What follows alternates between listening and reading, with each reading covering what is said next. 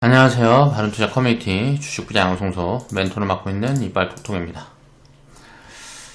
2021년 1월 19일 이제 화요일날 제작한 영상이고요. 시황은 뭐 별로 볼 게 없습니다. 저희는 이제 현금 30% 지금 대응을 하고 있고, 이제 상단 하단 이제 좀 변동성이 만들어지는 구간에 버블을 확대하든가 조정이 좀 진행이 되든가 하게 되면 이제 현금 대응, 주식 대응에 대해서 이제 코멘트들 미리 다 정리를 해드렸고요. 그렇게 이제 맞춰서 하려고 준비를 하고 있습니다. 3,300포인트가 넘어가면 코스피 기준 이제 현금을 이제 32%까지 일단 늘려볼 거고요. 인버스 같은 경우는 제가 이제 리잉은 하지만 인버스 같은 경우는 이제 선택적인 부분이니까 그렇게 이제 생각을 하시면 되고요. 코스피 2,900포인트 밑에서부터는 우리 이제 현금 비중을 줄여가는 포인트로 지금 보고 있어요. 코스피 2,900포인트 이탈 구간이 나오면 이제 현금을 16%까지 이제 줄여보고, 요건 이제 같이 제가 생각하고 있는 이제 계산되어 있는 이제 시장 밸류에 맞춰서 이제 대응을 하는 거고, 이 이후로 이제 계속 이제 뭐 지수가 빠져준다 그러면 그만큼 이제 현금 비중을 이제 더 줄여가는 그런 포인트를 보고 있어요. 자, 오늘 이제 이야기해볼 부분은 동방이라는 기업이 최근에 이슈가 붙었어요. 쿠팡이 이제 나스닥에 상장한다. 그래서 이 이슈가 붙어서 최근에 급등이 좀 나오고 했는데 이런 부분들을 좀 정리를 해볼까 합니다. 쿠팡이 상장하는 부분에 대해서 이제 스탠스를 이제 좀 정리를 해보고요. 자, 밸류 매력이 사라지면 이제 그 다음부터는 이제 가진 자의 영역인 거예요. 이제 더 보유를 할 거냐, 이제 다 팔고 이제 뭐 교체 포지션을 볼 거냐, 가치 판단을 기준으로 해야 되는데. 밸류가 부담이 되는 구간에 저한테 이제 뭐 물어보고 하셔도, 회원분들이 물어보고 하셔도, 제가 이제 뭐 코멘트를 드릴 만한 게 별로 없습니다. 이제 복리계좌 운영하시는 분들은 복리계좌라는 거는 우리가 이제 좀 버블을 취해가자 라는 이제 이렇게 좀 강하기 때문에 그렇게 운영을 하시면 되고, 또 주가가 또 많이 빠져주면 또 이제 저평가 구간이 오니까 그러면 또 이제 좋은 이제 매수 찬스를 봐가지고 또 이제 재진입 포지션도 보는 거고요. 그러니까 밸류 매력이 있는 구간에는 이제 사서 기다리는 거고, 밸류 부담이 오는 구간에서부터는 이제 선택적인 포지션인 거예요. 그런 것들을 항상 이제 생각을 하면서 이제 경험이 좀 쌓인 회원분들은 그런 걸 이제 생각을 하면서 보면 되고요. 자, 수익 인증해주신 모든 회원분들 감사드립니다. 일단 수익 축하드려요. 태평성대님이 200% 인증을 해주셨고요. 이제 2차 매도를 보셨다 그러시네요. 일정금만큼 매도합니다. 수익 감사합니다. 라고 코멘트를 이제 달아주셨고요. 그리고 판타자님이 142%, 오즈님이 몇 프로인지 모르겠지만, 그리고 태평성대님이 119%. 이렇게 수익 인증을 해주셨어요. 이 이슈를 좀 보겠습니다.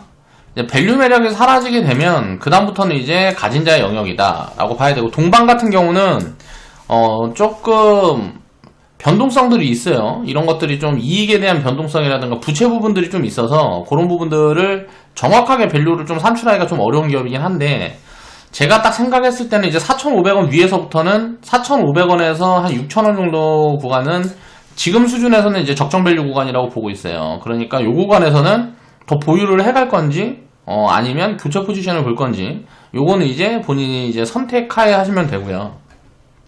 제가 처음 이제 추천을 드렸던 구간은 이제 뭐 1,500원에서 거의 뭐 2,000원 아래 구간대, 이제 뭐 한 1,500원에서 2,000원 아래 구간대에 이제 추천을 드렸던 걸로 기억을 합니다. 이슈를 좀 보면 이거는 제가 이제 추천을 드릴 때부터 이제 쿠팡 관련된 기업이다 라고 해갖고 추천을 드렸었고요. 동방이라는 기업은 향후 이제 4년간 삼자물류를 이제 전담해서 이제 하는 기업이에요. 쿠팡이라는 기업은 지금 보면 이게 쿠팡이 적자가 굉장히 큰 기업이기 때문에, 물론 이제 나중에 이게 흑자로 돌아서게 됐을 때는 이제 밸류 평가가 가능하겠지만, 그전에는 이제 바이오 기업처럼 이제 밸류 체크가 안 되는 기업이란 말이에요. 그럼 이제 나스닥에 상장을 한다 그래도, 이 나스닥에 상장을 한다 그래도 이 쿠팡의 지분 가치가 얼마인지를 알 수가 없어요. 이게 얼마인지를 알 수가 없다라는 거예요. 그러니까 이 지금 동방이 어느 정도 이제 쿠팡 지분도 갖고 있는 걸로 알고 있는데, 이게 지분을 갖고 있다 그래도 이 지분 가치가 예를 들어 주가 변동성이 굉장히 심할 수 있기 때문에 적정 가치를 산출이 안 된다는 거예요. 그러니까 평가 시총을 가지고 동방이 갖고 있는 지분 가치를 평가를 하게 되면 오류에 빠질 수 있는 거죠. 그래서 그런 부분들은 이제 장기적으로 봐야 되는 부분들이라서 굉장히 밸류 체크가 쉽지 않은 기업입니다. 이제 그렇게 봐야 되고요. 물론 근데 이제 쿠팡이라는 기업이 하는 이제 쿠팡이라는 기업이 지금 거의 1위 사업자잖아요, 우리나라에서. 그래서 이 온라인 마켓이 계속 성장을 한다라는 가능성을 놓고 보면 쿠팡이라는 기업이 망하지 않는다라는 가정하에는 동방이라는 기업은 꾸준히 지속 성장을 할 수 있는 가능성들이 있단 말이에요. 그래서 그런 부분들을 이제 업사이드를 줘야 되는데, 그거는 이제 우리가 수치로 계산을 하기가 굉장히 어렵다라는 거예요. 그래서 그런 부분들을 이제 생각을 하면서 이제 접근을 해야 되고, 제가 이제 추천을 드렸던 부분에서는 그 구간에도 굉장히 저평가 구간이었습니다. 그렇기 때문에 이거는 뭐 편안한 포지션이었다 라고 생각을 해보시면 될 것 같고요. 이제 지금은 이제 그러니까 밸류 매력이 사라진 구간이기 때문에 이거는 이제 가진 자의 영역이거나 이제 버블을 이제 보면서 이제 분할 매도를 해서 보유한다 그래도 이제 합리적인 포지션이죠. 수익이 뭐 100% 200% 돼 있으면 그거는 이제 뭐 버블을 보고 보유할 수도 있는 거고, 또 근데 이제 지금 신규 편입 구간이 안 나온다라는 얘기를 하는 거고요. 테마에 접근을 할 때는 밸류 부담이 없을 때 이제 고루 담아두고 이슈를 기다리는 거예요. 어떤 이슈가 딱 터지면 그런 부분에서 이제 차익 실현 부분들을 보는 거죠. 이슈가 딱 터지게 돼서 주가가 움직이기 시작하면 순식간에 변동성이 확대가 되기 때문에 저평가 매력이라든가 이런 것들이 순식간에 해소가 돼요. 이제 그런 부분들을 이제 생각을 해서 테마에 접근할 때도 가치 판단을 기준으로 어느 정도 기준에 잡고 이제 봐야 되는 부분들이 있는 거고요. 바이오 같은 경우는 조금 예외적인 부분입니다. 그러니까 투기성이 가장 강한 비중이 이제 바이오 비중이고, 바이오 말고 다른 테마 같은 경우에는 어느 정도 밸류에 맞춰서 이제 움직이는 경우들이 있어요. 그러니까 버블을 확 키웠다가 버블이 꺼지거나 이런 흐름들은 나오는데, 저평가가 크지 않다 그래도 밸류 부담이 없는 구간에서는 이제 하락에 대한 리스크 요인이 작은 거예요. 하락이 오게 되면 추가 매수를 하는데 별로 주저할 필요가 없는 그런 포지션들이 나오기 때문에 테마도 비싸지 않은 구간에서 이제 편입을 해가는 게 중요하다라는 이야기를 하는 거고요. 확률을 높이기 위해서 항상 시간차 포지션을 취하는 거죠. 그러니까 이 분산에 이제 접근을 해보는 관점을 코멘트를 드리는 거고, 제가 이 초록색 네모 구간에 있을 때 이제 한 10월, 11월 구간에 이제 채팅으로 코멘트를 몇 번 드렸습니다. 이제 공식 추천은 안 나갔는데 경제 회복에 대한 스탠스가 시장에 잡히게 되면 물류 관련 테마가 붙을 수 있다. 이제 동방이랑 세방 같은 경우는 전에 이제 추천에 나갔던 종목들이고요. 이것도 꽤 오래 전부터 이제 추천에 나갔던 종목이고, 이 경제가 회복이 되게 되면 어떻게 돼요? 물류가 굉장히 좀 이동이 빨라질 수 있잖아요. 그러면서 이제 총 캐파가 늘어날 수 있는 거죠. 그러니까 물류가 그리고 또 이제 여기에 이슈가 하나 더 있었어요. 택배 인상. 택배 비용이 지금은 이제 뭐 인상을 못하게끔 이제 나라에서 막아놓은 이제 법적인 부분들이 있는데, 이걸 좀 풀어서 택배 기사들이 굉장히 힘듭니다. 진짜 이쪽 일이, 저도 예전에 이제 알바를 한번 가봤는데 진짜 상하차 하는 거는 죽어요. 노가다 같은 거는 이제 비교도 못 합니다. 진짜 한 허리도 못 펴고 진짜 수백 킬로, 그러니까 수십 킬로, 뭐 쌀 같은 거 쌀포대, 그러니까 한 뭐 30개 50개 날르면 그게 뭐 한 20kg 뭐 10kg짜리 되는 거니까, 그 5돈 차에 2톤 5톤 차에 꽉 차 있는 물량을 한 번 다 내리는데 무슨 한 2시간씩 걸리는데, 그게 뭐 쉬지도 않고 이제 와요. 그걸 보통 이제 알바로 많이 하는데, 이 물류를 선별하고 이거 하는 일이 이게 보통 일이 아니에요. 그러니까 택배 사실 배달하는 일도 힘든데, 진짜 이거는 제가 생각했을 때는 임금 인상이 좀 돼야 돼요. 그럼 이게 임금 인상이 되고 뭐고 하려고 그러면 이제 택배 자금, 이제 택배 비용을 이제 인상을 할 수 있는 그런 것들이 좀 이제 갖춰져야 되겠죠. 왜냐면은 회사들은 계속 적자를 보면서 이제 운영할 수 있는 부분들이 아니기 때문에, 그런다고 이런 인프라를 우리가 사용을 하지 않을 수가 없는 거죠. 그러면 그런 부분들이 이제 이게 국회에서 이제 논의가 되기 시작했다. 그러면 이런 부분들에 대한 이슈가 붙을 수가 있다는 거예요. 그러면 당연히 택배 요금이 인상되고 뭐하고 하게 되면 이제 다시는 안 내려온단 말이에요. 그러면 이 물류 관련된 기업들은 순이익이라든가 이런 부분들이 크게 증가할 수 있는 요인들이 있는 거죠. 그래서 이런 것들을 이제 예상을 해가지고 이제 추천을 드렸었던 부분들이고요. 그때 이제 대장 가능성이 있는 종목이 세 종목이 있다라고 그러면서 한일네트워크하고 동방하고 세방을 이제 코멘트를 드렸었는데, 동방 세방은 이제 쿠팡 이슈가 붙으면서, 쿠팡 상장 이슈가 붙으면서 최근에 이제 급등 흐름들이 나왔어요.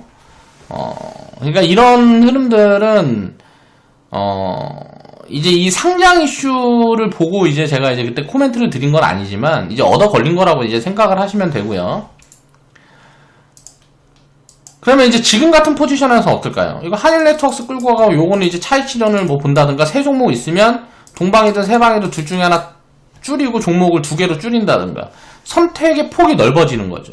그래서 테마를 볼 때도 항상 이런 시간차 포지션들이 있기 때문에 이거를 이제 분산을 해서 접근을 하게 되면 효율을 좀 높일 수가 있다라고 이제 생각을 할 수 있는 부분들이라는 거예요. 자, 태평성대님이 태평성대님 거 조금 이제 자료를 조금 가져왔어요. 태평성대님이 2020년에 이제 실현손익을 이제 태평성대님 게시판에 이제 좀 인증해 주신 게 있는데 요거를 좀 보면 2020년도에 이제 트레이딩 계좌하고 이제 적립 계좌를 같이 운영을 하십니다. 태평성대님 같은 경우는 적립 계좌는 진짜 저축 계좌로 막 종목 수도 500개도 넘게 그냥 계속 사담아 가시는 것 같아요. 그래서 최근 수익 인증 해주시는 거 보면 그냥 계속 나옵니다.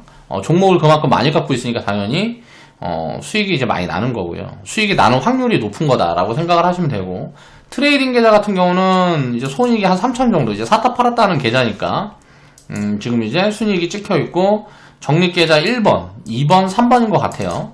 그래서 일정금을 나눠서 적립 계좌를 이렇게 쪼개서 운영을 하시는 것 같고, 이런 부분들은 회원분들 운영 포지션들을 보면서 나한테 조금 섞어가게 되면 좀 효율적인 관리 부분들이 이제 가능할 수 있다 라고 생각을 해볼 수 있을 것 같고요. 적립계좌 첫 번째 계좌 보면 이제 뭐 1,100만원 정도, 1,200만원 정도 이제 2020년도에는 이제 수익이 나신 것 같고, 그리고 2번 같은 경우는 이제 140만원 정도, 3번 계좌는 이제 만드신 지 얼마 안 되신 것 같아요. 요 정도 이제 신현손익이 이제 좀 찍혀 있네요. 그래서 이제 한 4,000에서 한 4,300 정도 2020년도에는 실현손익이 이제 만들어지신 것 같아요. 태평성대님은. 자, 태평성대님이 2018년도부터 2020년도까지 이제 투자 스탠스에 대한 이제 코멘트를 달아주셨어요. 근데 그 부분을 보면서 이렇게 진짜 긍정적으로 바뀌는 사람들만 많이 있다 그러면 투자에 실패할 사람은 거의 없습니다. 주식 투자를 해서 실패할 수 있는 확률이 거의 없어요. 그러니까 그 부분들을 조금 공유를 하고자 제가 좀 이제 똑같이 베껴왔다라고 생각을 하시면 되고요. 한번 읽어볼게요. 커뮤니티에 이제 3년 동안 있으면서 바른 투자에 대한 인식이 제 생각 속에 점점 자리 잡혀가는 것 같습니다. 그 중심에는 이제 멘토님과 회원님들이 계셨고, 데이터 공유를 통해서 사고를 하게 되는 힘을 기를 수 있게 되었습니다. 2018년은 이제 시스템에 대한 이해를 했고, 제가 이제 시스템을 이제 좀 정리해드린 부분들을 좀 이해하는데 이제 시간을 썼다 라고 생각 이제 올려주셨는데, 시장이 이제 빠졌기 때문에 별게 없었다 라는 이야기를 하시는 것 같고요. 2019년도에는 시스템을 통해서 이제 처음으로 이제 수익이 이제 만들어지기 시작을 했다라는 코멘트인 것 같고요. 2020년도부터는 수익을 극대화시키고 복리 시스템을 이제 구축해 나갔다. 복리에 대한 이제 개념을 이제 시스템에 입히기 시작을 하신 거죠. 그리고 수익을 극대화시킨다라는 건 뭐예요? 보유기간들을 이제 늘려가는 포지션들을 슬슬 이제 투자에 입혀가기 시작했다라는 부분들로 이제 볼 수가 있을 것 같아요. 그러니까 이렇게 이제 발전이 있다라는 거죠. 발전이 있다라는 거예요. 그럼 장기적으로 수익률이 앞으로 점점점 수익률을 키워갈 수 있는 가능성들이 굉장히 높아지고 있다라고 이제 생각을 해볼 수가 있고요. 그럼 2021년은 이제 어떻게 생각을 해볼까? 2021년은 뭘 이제 생각을 해봐야 될까라는 부분들에 대한 이제 고민을 하시는 거죠. 이라는 생각을 하게 될 때 여러 자산 유형에 대해서 알아보면서 주식시장이 화랑일 때 저평가되어 있는 투자처를 찾아보지 않을까 하는 생각이 듭니다 라고 코멘트를 달아주셨는데요. 이제 주식시장이 화랑일 때 저평가되어 있는 자산은 이제 예금, 채권이 될 거예요. 근데 이제 채권 같은 경우나 이런 경우들은 주식시장에 빠지면 보통 같이 빠지고 올라올 때 같이 올라오고 합니다. 다만 왜 이거를 섞어주면 좋냐면, 주식시장에 폭락이 왔을 때 채권은 들떨어져요. 주식보다는. 그렇게 되면 오히려 오를 때도 있고 이제 뭐 들떨어질 때도 있고 한데, 채권 같은 경우는 환율을 개념으로 해서 우리나라 채권을 운영을 하는 게 아니고 기축통화국으로 운영을 하는 거예요. 미국, 유럽, 중국. 채권을 이제 국채를 이제 예를 들어서 운영을 한다 그러면 환율 변동성에 따라서 해지 수단이 될 수가 있습니다. 그래서 포트폴리오 일부 섞어주게 되면 조금 계좌 변동성을, 이제 자산의 변동성을, 자산의 가격 변동성을 줄일 수 있는 효과는 분명히 있어요. 그리고 예금 같은 경우는 이거는 이제 물가 인상을 이제 항상 생각을 해야 돼요. 지금 물가가 2%가 괜히 많이 하고 있잖아요.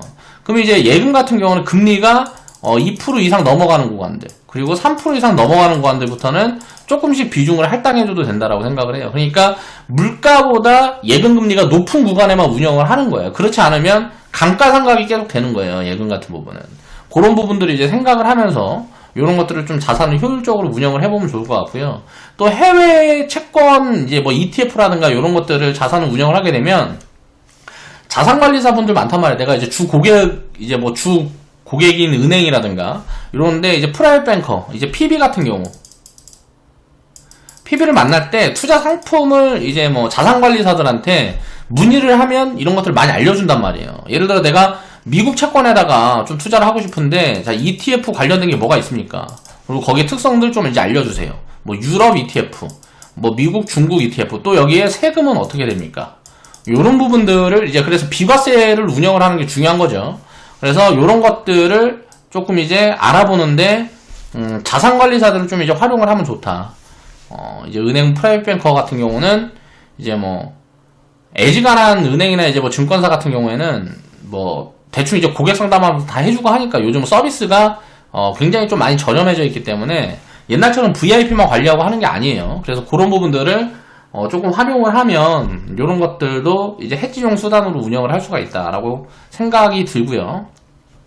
장기적으로 우리가 상승률을 보면, 자, 1등은 뭘까요? 1등은 장기적으로 10년, 20년을 봤을 때 자산 상승이 가장 높은 거, 항상 이제 장기적인 관점으로 이제 투자를 해야 되니까 1등은 주식이에요. 그래서 지금 내가 20년 이상 투자를 할 거라 그러면 주식 100% 갖고 있으면 됩니다. 아무리 변동성이 있든지 말든지 필요 없어요. 그냥 주식 100% 갖고 있으면 돼요. 20년 이상 투자를 할 거다 그러면. 그런데 처음에 이제 거치식으로 운영을 하고 자금 규모가 좀 이제 크고 그동안 주식을 통해서 수익을 쌓아간 게 아니라 그러면 적립식으로 대응을 하면서 포트폴리오를 섞어서 운영을 하는 게 좋고요. 요런 걸 이제 생각을 해봐야 되고요. 두 번째로 상승이 많이 했던 자산이 채권이에요.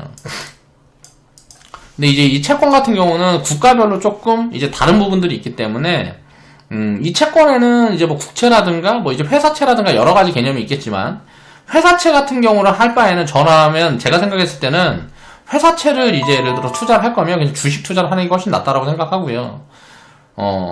회사채를 운영을 할 거면, 이제 뭐라 그래야 될까? 그 이름을 잊어먹었네. 아무튼 회사에서 주식으로 이제 전환되는 전환사채 같은 경우를 좀 하는 게 좋은데, 그거는 굉장히 좀 우리나라에 이제 펀드라든가 이런 걸로 운영하는 회사들도 있고 뭐고 한데, 옵티머스나 이제 뭐 라임 사태 터졌던 것처럼 개새끼들이 많아서, 양아치 새끼들, 사기꾼 새끼들이 많아서 별로 환경이 그렇게 조성이 되어 있지 않아요. 그러니까 뭐 오픈되어 있는 환경이 조성되어 있지가 않아서 그런 것들은 이제 쉽지가 않다, 일반인들이. 그래서 접근할 때 국채 ETF라든가 이런 것들을 좀 이제 접근을 해보는 게 좋을 것 같고요. 세 번째 상승을 했던 거는 예금이에요, 예금. 과거에 이제 고금리 시대나 요럴 때들이 이제 이렇게 해서 보통 이제 상승을 장기적으로 가장 많이 상승을 하는 자산들이 요 정도라고 보면 돼. 부동산은 한참 밑에 있습니다. 금이라든가 이런 것들은 이제 해칭 수단으로 이제 운영을 하는 거고요. 이제 금도 이제 몇 위에 있는지 모르겠는데, 아무튼 자산에 우리가 우선순위를 항상 알아야 되는 거예요. 장기적인 관점으로 투자를 할 때 무조건 주식 1등인 거예요. 그래서 주식 비중이 무조건 많이 갖고 있어야 되는 거고요. 내 자산 포트폴리오에. 그리고 내가 이제 진짜 돈을 버는 게 아니고 쓸 시간이 더 많다. 그러니까 뭐 연세가 지금 요즘 100세 시대라 그러니까 70대에도 70대까지는 사실 주식 투자를 하는 게 전 나쁘지 않다라고 생각해요. 요즘은 진짜 뭐 이제 뭐 몇 년 지나면 100세가 넘어서 이제 훌쩍 살아갈 수도 있는 가능성들이 있기 때문에 저는 항상 그런 생각을 하거든요. 야, 20년? 그렇게 뭐 그거 뭐 20년 후에 내가 죽을지 살지도 모르는데 어떻게 투자해라고 이야기를 하는 사람들이 있는데, 20년 후에 혹시 죽으면 다행인데 죽지 않고 살아있으면 큰일이에요. 돈도 없는데 진짜 노년에 죽지 않고 살아있으면 그것만큼 큰일이 없습니다. 그러니까 그런 걸 생각해서 이제 노년에도 우리나라는 지금 보면 전 세계에서 거의 1등이에요. 그러니까 노후 준비가 안 된 국가 중에 거의 1등이에요. 이제 OECD 국가를 이제 순위로 매겨보면.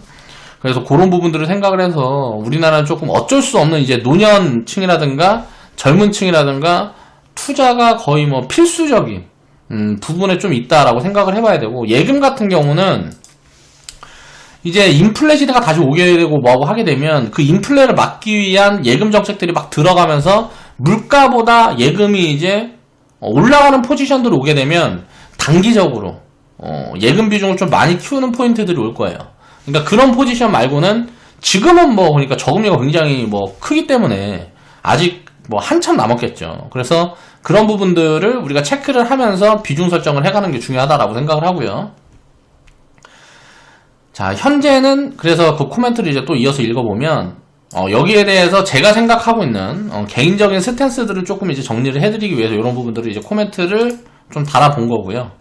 그래서 현재는 제 자산군이 주식 100%에 가깝지만 앞으로 여러 투자처를 알아보면서 자산 포트폴리오를 다양하게 구성할 수 있도록 하려고 합니다.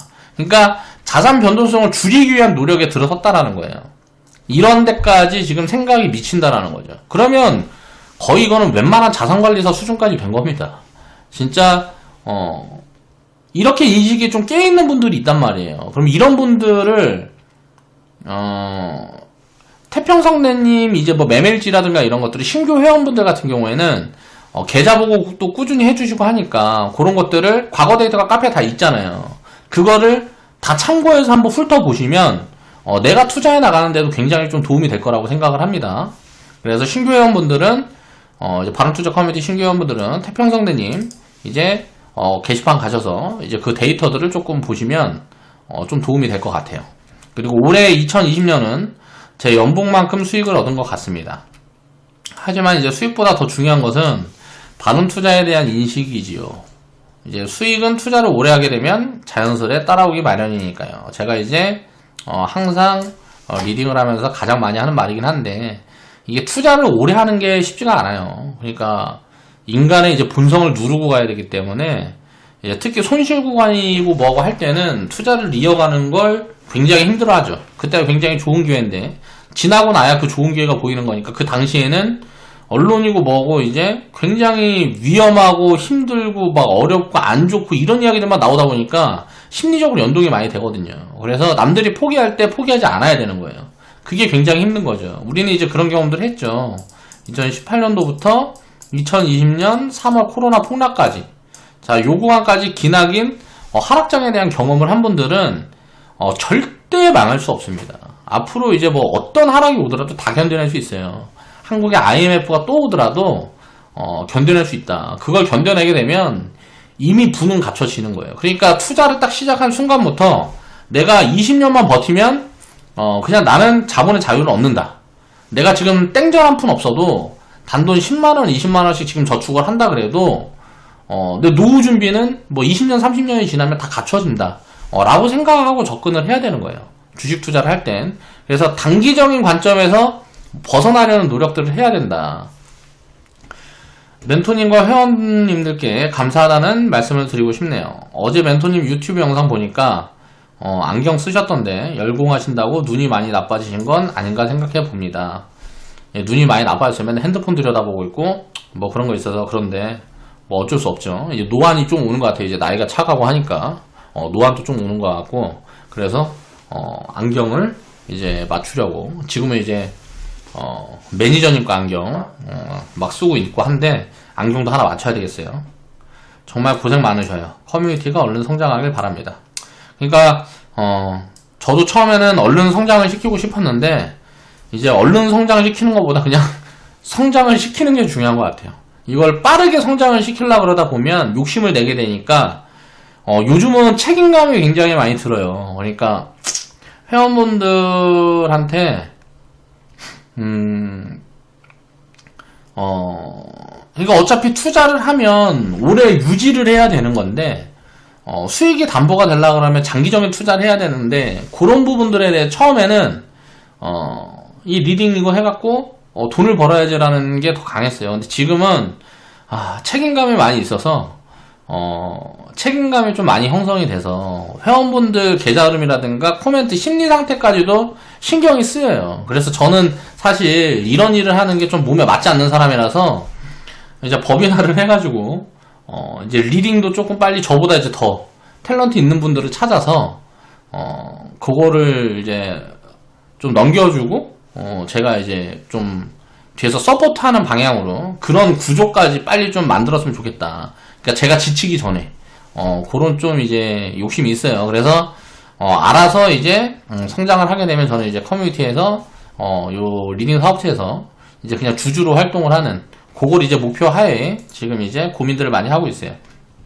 자, 2021년도에도 성실히 투자에 임해야겠네요. 모두 감사합니다. 라고 이제 코멘트를 달아주셨는데, 회원분들끼리도 이제, 저도 이제 이렇게 엮여서 투자하는데 어떻게 보면 서로서로 좀 이제 도움이 되는 부분들이, 있는 거죠. 혼자 이제 뭐 찾아서 공부하고 뭐하고 하는 것들보다, 요렇게 이제 경험을 확장시켜, 남의 경험을 이제 내가 가져오면서 경험을 확장시켜 갈 수 있는 부분들에 대한 것들도, 굉장히 이제 투자 성과를 떠나서 큰 도움이 된다라는 거예요.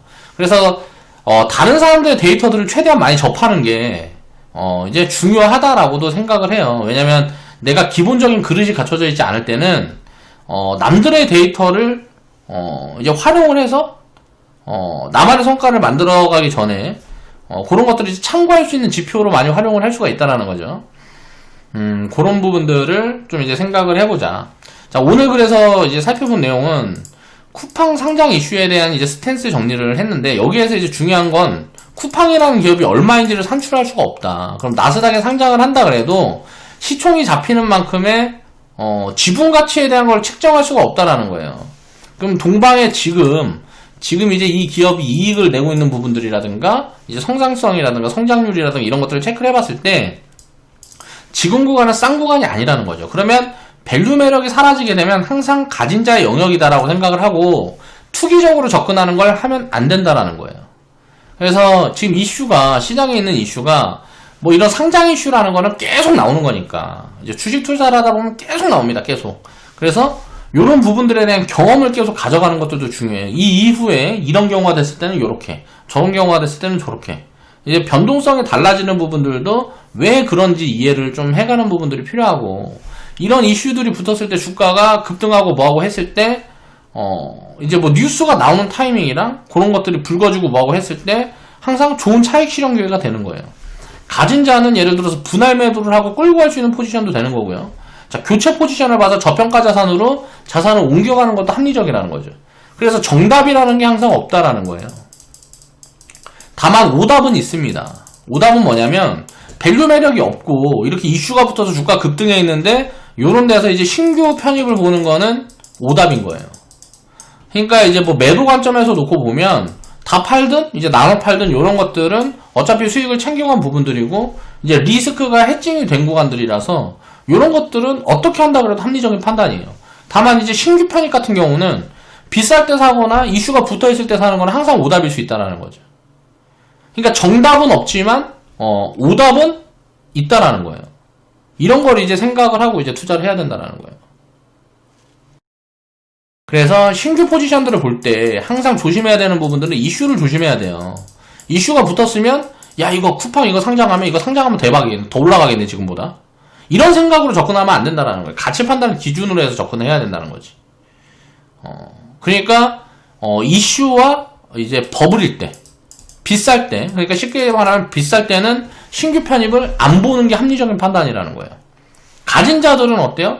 쿠팡 이거 상장할 때까지 나스닥 상장 이슈가 더 붙을 수 있으니까 그때까지는 이제 일부 비중은 갖고 가야지 하고 분할 매도하는 것도 합리적인 거고, 그게 붙는다 그래도 어떻게 될지 모르는 거니까 이제 상장 심사를 했는데 이게 상장 심사에서 이제 탈락해버릴 수도 있는 거잖아요. 그러니까 이걸 어떻게 될지 알 수가 없는 거라는 거예요. 그리고 상장을 만약에 딱 했다 그래도 상장하는 순간에 버블이 확 껴가지고 무너져가지고 장기적으로 무너져버릴 수도 있는 거고. 그리고 쿠팡이라는 회사가 지금은 이제 적자가 굉장히 큰 회사이기 때문에 물론 상장을 하게 되면 재무적인 부분에서는 굉장히 도움이 많이 될 거예요. 근데 이제 경쟁자들이 굉장히 많이 있기 때문에 이 회사가 지금까지는 이제 혁신을 만들어 온 건 많은데 이익을 내면서 혁신을 만들어 온 게 아니란 말이에요. 그래서 이제 그런 부분들에 대한 확인이 좀 필요해요. 쿠팡이라는 기업이 예를 들어서 이런 서비스, 어떻게 보면 제2의 아마존이니 어쩌니 하는 얘기들이 많은데 그렇게 만약에 될 수 있을 때까지는 우여곡절이 굉장히 많을 거라는 거죠. 근데 그럴 가능성들에 내 자산의 일부를 투자한다. 그런 것들은 또 나쁘다고 보지는 않아요. 장기적인 관점에서.